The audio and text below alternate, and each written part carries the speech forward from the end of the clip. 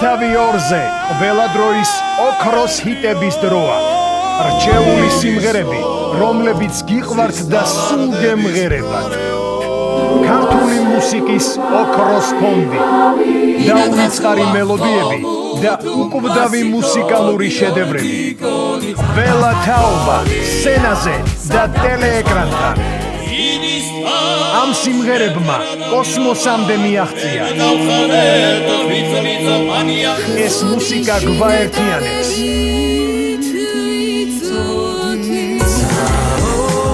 ამ საღამოს დიდხანს ელოდით.